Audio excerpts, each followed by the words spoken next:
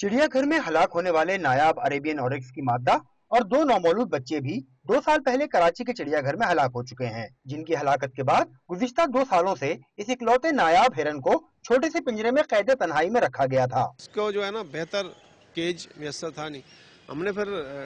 Adjust करने की कोशिश की है, वहाँ से खाली करके उसको पहले मेंटेन किया है, उसमें मोरम मिट्टी डाली है, उसके जो पानी का उसका सारा इंतज़ाम किया है, तो उसकी वजह से वो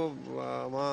उसको ताख़ीर हुई है। वेटनरी डॉक्टरों का कहना है कि अरेबियन ऑरिक्स को छोटे से बड़े पिंजरे में गुज़िश्ता रोज ही मुंतकिल किया गया था, जिसके बाद उसने पिंजरे में दौड़ना शुरू कर दिया और दीवारों से टकराने के बाइस ये जान से हाथ धो बैठा। बिल्कुल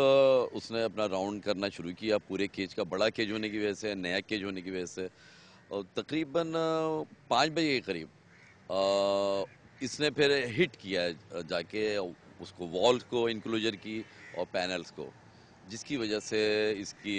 इंजरीज हुई हैं इसके अंदर